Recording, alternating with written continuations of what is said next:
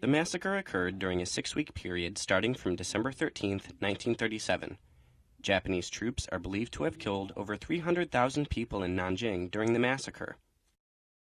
The Nanking incident is reported as an event in which the Japanese military killed 300,000 Chinese civilians and prisoners of war, and went on a rampage of raping, looting, and burning during a 6-week period following the Japanese capture of Nanking.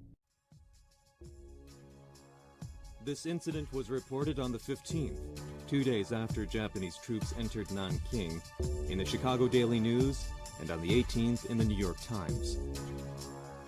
Wholesale slaughter and barbarism turns Nanking into a city of fear. Nanking's streets littered with dead civilians and discarded equipment and uniforms of Chinese soldiers. In August 1938, H.J. Timperley, the Manchester Guardian's China correspondent, published the book What War Means. He told the world of scenes of horror in Nanking. The Nanking incident became known to the world as a fact that actually occurred through these reports and books. However, all isn't as it seems.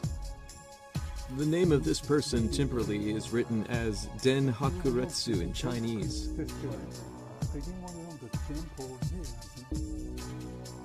Timperley, the author of What War Means, was not an independent observer, a third party, but was an advisor to the Central Propaganda Bureau of the Chinese Nationalist Party. Timperley was an ideal selection. Director of the International Propaganda Division of the Central Propaganda Bureau of the Chinese Nationalist Party. In his autobiography, Zhen Zubao writes, "We paid money and asked Timperley and Smythe via Timperley to write books purporting to give eyewitness records of the Nanking Massacre by Japanese troops, and we succeeded in having them published." You can see Den Hakuretsu, can't you? They were maneuvering behind the scenes. They were asked to write. How they did it by involving European and American journalists, and how they did it by forming a network, is written in detail.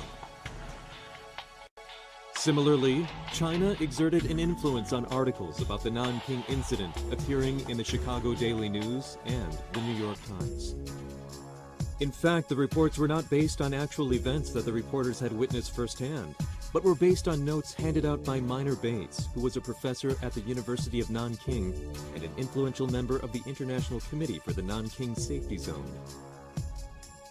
Actually, Bates was not an independent third party, but was an advisor to the government of the Chinese Nationalist Party, and he was involved in Chinese propaganda operations. This is a way of conducting propaganda operations by making an organization work for you. It was done because the government of the Nationalist Party wanted to involve the Americans. They knew they could not beat Japan if they went to war with Japan. They appealed to public opinion in the United States and the world to cause them to interfere between China and Japan. As the Chinese were trying hard to make their voices heard, they felt it was not an outright lie and got involved and they were deceived. China tells an outright lie, a lie for the country, a lie for political purposes.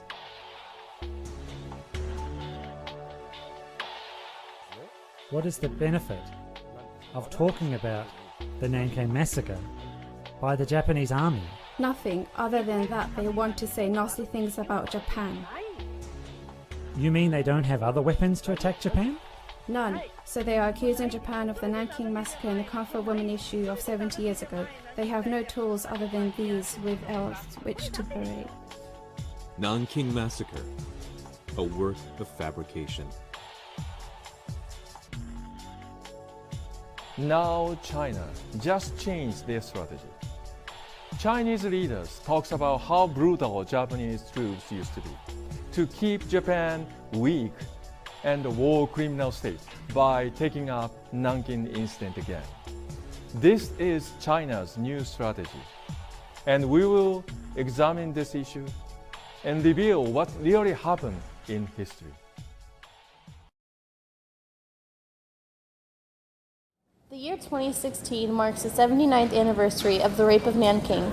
also known as the Forgotten Holocaust. We have compiled a montage of footage to show the true horrors of this event.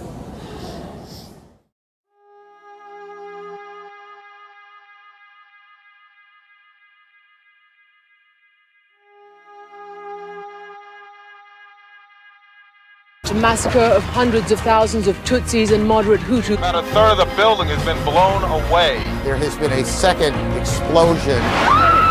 It's terribly sad here in New York City.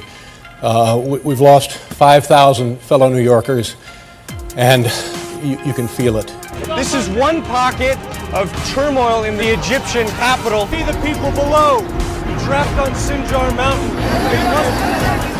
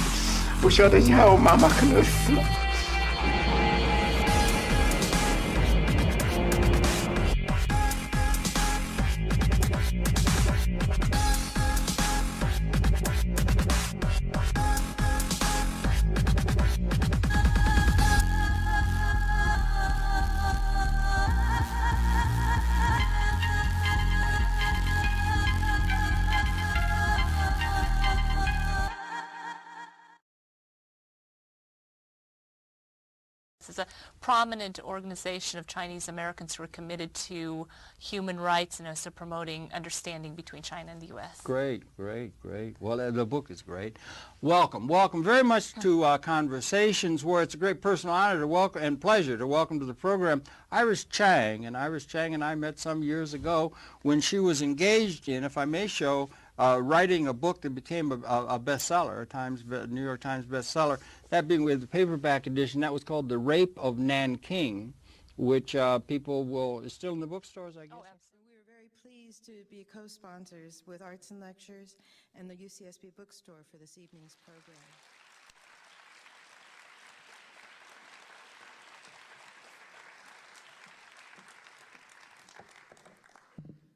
Thank you so much for being here tonight.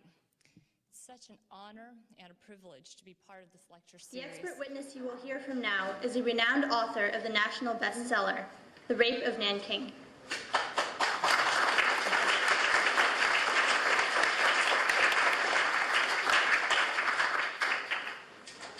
Please state your name. Iris Chang. What reference materials will you be drawing upon in your testimony? The reference materials come from my book, The Rape of Nanking. Paula Kamen, who was Iris Chang? Yeah, Iris Chang was most known for her 1997 bestseller. That was the book, The Rape of Nanking. And it did huge things to raise awareness about Japanese atrocities during World War II.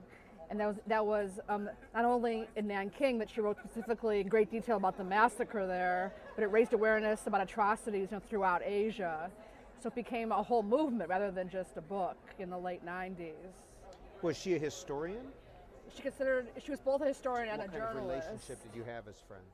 You know, she had the idea to write for the New York Times as the U of I correspondent. She just called them up, and soon she had stories in the front section of the New York Times. You know, I majored in journalism after switching my major from math and computer science because I figured